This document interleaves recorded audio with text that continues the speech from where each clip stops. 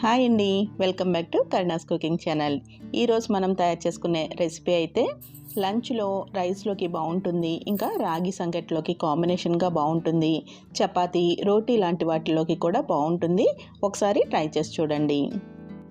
అలాగే మన కరుణాస్ కుకింగ్ ఛానల్ని ఫస్ట్ టైం చూస్తున్నట్టయితే సబ్స్క్రైబ్ చేసుకోవడం మర్చిపోకండి.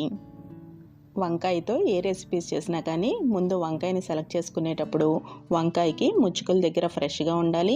అలాగే వంకాయ నిగనిగలాడుతూ షైనీగా ఉండాలి.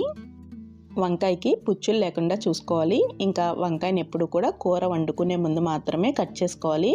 అలా కట్ చేసుకున్న తర్వాత కూడా ఇలా నీళ్ళల్లో వేసేసుకుని ఉంచుకోవాలి, లేదంటే వంకాయలు కండ్రెక్కిపోతాయి.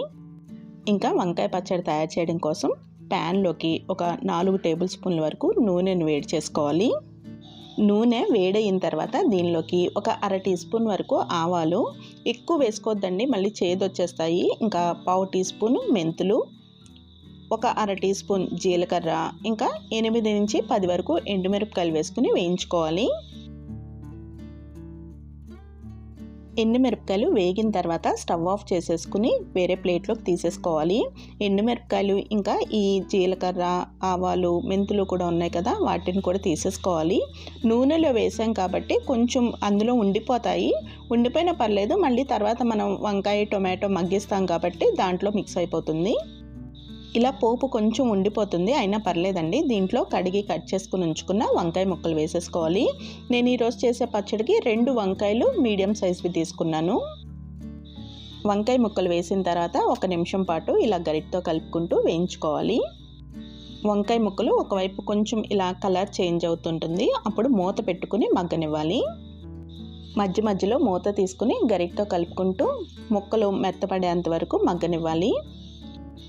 వంకాయ ముక్కలు త్వరగానే మగ్గిపోతాయండి. మనకి బెండకాయ లేదంటే దొండకాయ లాంటివి అయితే కొంచెం ఎక్కువ టైం పడతాయి, కానీ వంకాయ సాఫ్ట్గా ఉంటుంది కదా, వెంటనే మగ్గిపోతుంది.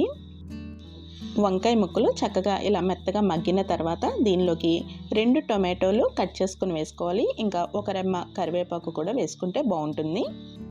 కరివేపాకు మనం మామూలుగా తినాలి అంటే తినలేం కదండి, అందుకని ఇలాంటి రోటి పచ్చళ్ళు లాంటివి చేసుకున్నప్పుడు దాంట్లో 1 రెమ్మ కరివేపాకు వేసుకున్నామంటే ఆ ఫ్లేవరు బాగుంటుంది, టేస్ట్ కూడా బాగుంటుంది. ఒకసారి గరిటతో కలుపుకున్న తర్వాత 1/2 టీ స్పూన్ వరకు పసుపు, రుచికి సరిపడా ఉప్పు. ఫస్ట్ అయితే 1 టీ స్పూన్ వరకు వేసుకోండి, ఒకవేళ సరిపోకపోతే గ్రైండ్ చేసుకున్నప్పుడు టేస్ట్ చూస్తాం కదా, అప్పుడు వేసుకోవచ్చు. ఇంకా దీనిలోకి ఒక 8 వరకు వెల్లుల్లి రెమ్మలు, చిన్నది నిమ్మకాయ సైజు చింతపండు వేసుకుంటే బాగుంటుంది. మనం పులుపు టొమాటో ఎంత వాడినా కానీ చింతపండు వేసుకున్నప్పుడు టేస్ట్ బాగుంటుంది.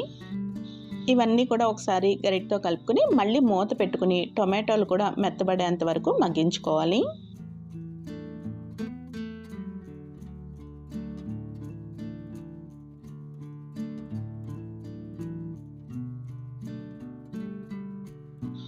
టొమాటోలు కూడా మెత్తపడిన తర్వాత ఇలా స్టవ్ ఆఫ్ చేసేసుకుని చల్లారనివ్వాలి. చల్లారేలోపు మనం ఎండుమిరపకాయలు అవి వేయించుకున్నాం కదా, వాటిని మిక్సీ జార్లో వేసుకుని గ్రైండ్ చేసేసుకుందాము. వంకాయ పచ్చడి ఎండుమిరపకాయలు వేయించి చేస్తున్నాం కదండి. ఆల్రెడీ మన ఛానల్లో పచ్చిమిర్చితో చేసిన పచ్చడి కూడా ఉంది, దాని టేస్ట్ కూడా బాగుంటుంది. వీడియో లింక్స్ అయితే ఐకార్డ్లోని ఇంకా డిస్క్రిప్షన్లోని కూడా పెడతాను, ఇంట్రెస్ట్ ఉంటే ఒకసారి ట్రై చేసి చూడండి, అది కూడా టేస్ట్ చాలా బాగుంటుంది. రోలు ఉన్నవాళ్ళు రోటిలో నూరుకోండి, లేదంటే ఇలా మిక్సీ జార్లో వేసుకుంటే మరీ మెత్తగా పౌడర్ చేసుకోకుండా ఇలా కొంచెం బరకగా ఉందనుకోండి, మనకి రోట్లో నూరుకున్నట్టుగానే ఉంటుంది. ఇప్పుడు చల్లారిన వంకాయ టమాటో కూడా వేసుకుని కొంచెం కొత్తిమీర కూడా వేసుకుని పల్స్ మోడ్లో పెట్టుకుని గ్రైండ్ చేసుకుంటే బాగుంటుంది. మనం రోటి పచ్చళ్ళు లాంటివి రోట్లో చేసుకోలేనప్పుడు ఇలా మిక్సీ జార్లో వేసుకున్నప్పుడు పల్స్ మోడ్లో పెట్టుకుంటే మనకి రోటిలో నూరుకున్నట్టుగా ఆ టెక్స్చర్ అది బాగుంటుంది. ఇలా పచ్చడిని తయారు చేసుకున్న తర్వాత దీనిలోకి కొంచెం ఫ్రెష్ కొత్తిమీర, ఇంకా చిన్నగా కట్ చేసుకున్న కొన్ని ఉల్లిపాయ ముక్కలు వేసుకుని కలుపుకుంటే బాగుంటుంది. ఉల్లిపాయ వేసిన తర్వాత గ్రైండ్ చేయొద్దండి, జస్ట్ ఇలాగా స్పూన్తో కలుపుకుంటే సరిపోతుంది. ఇలా తయారు చేసుకున్న ఈ వంకాయ పచ్చడికి పోపు వేయకపోయినా టేస్ట్ బాగుంటుందండి. మనం ముందు ఆవాలు ఇంకా మెంతులు కూడా వేయించుకుని గ్రైండ్ చేసుకున్నాం కదా, ఆ టేస్ట్ బాగుంటుంది.